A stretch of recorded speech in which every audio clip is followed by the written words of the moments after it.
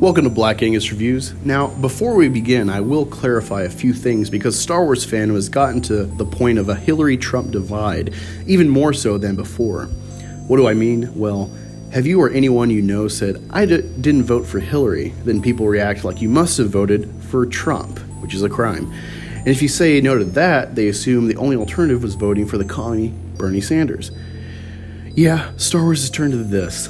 The fandom menace, namely geeks and gamers, gets so much heat for liking anything Disney or going to the parks, etc., thus being called flip-flops, phonies, or what have you. In non-Star Wars but Disney context, my buddy Drunk 3PO was deemed essentially a traitor to the side we inhabit for seeing Captain Marvel, so much so that he had to clarify twice that it was set up by me, as a joke, to raise charity for his El Salvadorian charity work.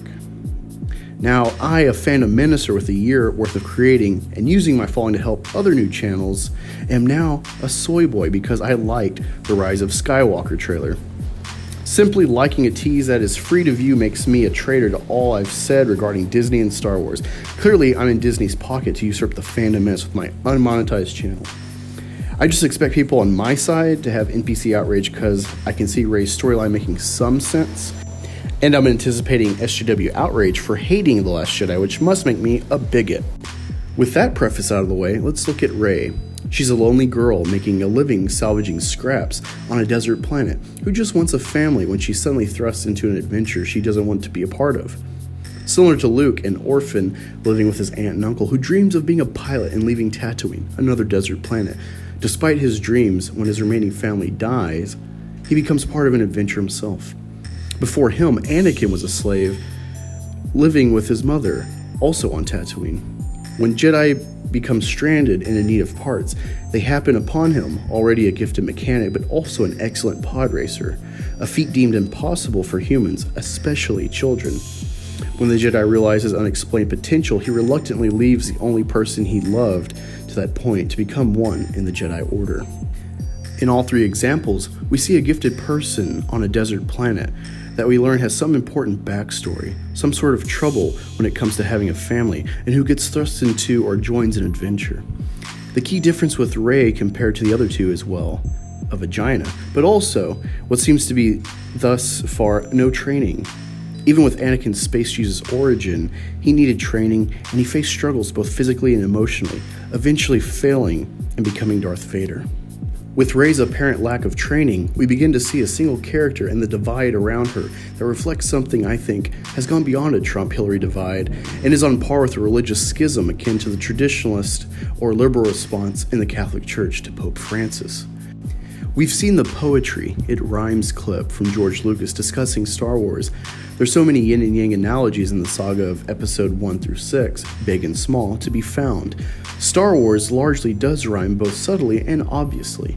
Luke loses a hand in 5, Anakin loses his arm in 2. Anakin takes out a central command station in 1, Luke takes out the Death Star in 4. Anakin becomes Vader in 3, Vader becomes Anakin once again in 6, and so on. In both trilogies, one a rise of Sith and fall of Jedi, the other the opposite, we become ingrained with a tradition of understanding in this universe.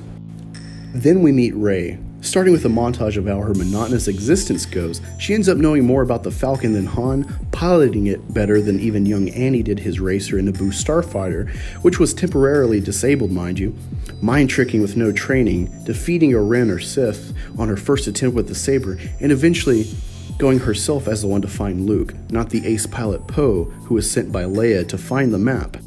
The explanation thus far for her Jedi powers being she downloaded the Force knowledge from Kylo when he tried to peer into her mind. Despite our complaints, most checked our deeming her a Mary Sue given what appeared to be an obvious setup of a backstory to clarify her ability. Luke was the son of the number 2 Sith Lord Vader, and Anakin was created by Palpatine or Plagueis, or in response to their meddling with the Force. And with the desert and familial settings mirroring Luke and Anakin, it seemed she would be the next Skywalker. Then The Last Jedi happened. Snoke confirms Kylo lost to a girl with no training, and in saying darkness rises and light to meet it, paired with Luke's abandoning the Force, I've concluded she's the light side personified to set the balance to Kylo and Snoke. With her only seeing herself in the cave and her confirming Kylo's statement about her parents. She's just a powerful Force user, overpowered perhaps, with no grand origin to align with established tradition. Despite how overpowered Superman is, he has training with his father in the Fortress. Pair all of this with the Lucasfilm elite, especially Kathleen Kennedy, leading, and her obvious feminist bent. It can be at least argued that Rey is a third-wave feminist insertion into Star Wars. This divide goes back to the religious schism I referred to in Star Wars. Longtime fans know the religious and mythological origins of Star Wars, Lucas's work with Joseph Campbell, and his intent to make a new, contemporary mythos for a modern day to learn ethics and morality. Spiritual enough, but yet vague enough for all to find something deeper for all faiths, or those lacking any: the atheist, the Buddhist, the Hindu, the Muslim, the Jew, the Christian, and all others. The characters are written to be interchangeable regardless of sex or race or other identities. Star Wars is a story meant for all that just happened to be largely cast with white people. Now we've reached an age where that comes into question, and if you hate The Last Jedi, you hate diversity. All of this can largely come back to Rey as the focal point. Was she just the best casting choice, or a diversity plug? She has no apparent training, so is she a Mary Sue? Given the people at the top of Lucasfilm, I can't answer, only speculate on the first question, but I think I can comment on her perhaps not being a Mary Sue with what's come before in the film saga. Again, the training and apparent lack of important origin has led people to deem her a Mary Sue.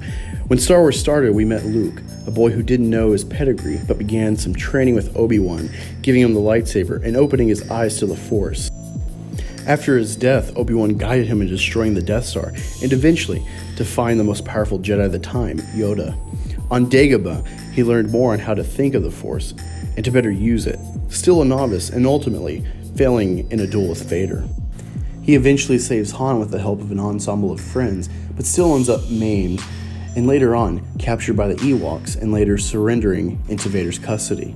Despite his training under Yoda and Obi-Wan, he defeats Vader by succumbing to the dark side to some degree, before realizing he'll make his father's mistakes and ultimately would have failed if not for his father's usurping his master in his final act.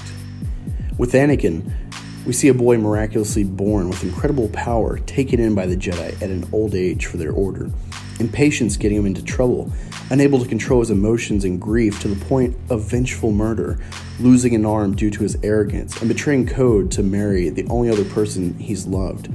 Unable to let go, he is manipulated by a stronger dark side user, destroys his order, but failing to beat his master, eventually being extremely maimed in his defeat and living the next 20 plus years a slave to his anger, until a glimmer of light is found by his son, redeeming his spirit but costing him his life. It seems Rey is perfect, unbeatable, and OP. To be clear, I'm not defending her character as good or interesting, but showing precedent for the next stage of Star Wars. People complain about her power compared to her training. Even if Luke had months of training on Dagobah, does that match Vader's training over decades? Does Palpatine's age at 88 years compare to Yoda's 900 years and around 800 years of training and mentoring? Yet we're fine when Palpatine beats Yoda. We're fine that Luke bests Vader. Many of us complain that Rey, even if she's the embodiment of the light to balance the Force, isn't a good explanation. Well, we still have Episode 9 to give us a full explanation. The Immaculate Conception of Anakin wasn't explained until Episode 3's opera scene. Whether you like what you learn about Anakin and how it relates to Star Wars, or if you'll like what's revealed about Rey, if it is in Episode 9, we need to be willing at least to have it come before completely writing it off. You don't have to like the fact that Rey's a Jedi, but that's where Star Wars is now in the story. Luke says, "We've passed down all we know. 1,000 generations live in you now, but this is your fight." With Rey being the last Jedi from said movie, it seems clear that these words are directed at her. Even with the faults of The Force Awakens, a rehash, and soft reboot, we were generally happy with Star Wars, and with Rey, we're intrigued at who she was. Maybe JJ can make up for Ryan. So that's where I'm at with Star Wars and the new Rise of Skywalker trailer. I'm actually having fun speculating like we were after The Force Awakens. I'm still critical, I'm still hesitant, and do doubt 9 can completely heal the fracture of The Last Jedi, which I still hate. But if we want Star Wars to be better, which I took as the point of the fandom menace, we can't just rely on a corporate entity to do it. We can't just be negative without constructive criticism. We can't save Star Wars if there's no hope from the fans. If you've enjoyed this video, be sure to like, share, subscribe, and hit the notification bell. If you'd like to support this channel, consider becoming a patron or buying store merch from the Teespring store. Don't forget to check out the growing list of friends in the Fandom Collective in the description below. And follow me on Twitter @AngusReviews. See you there.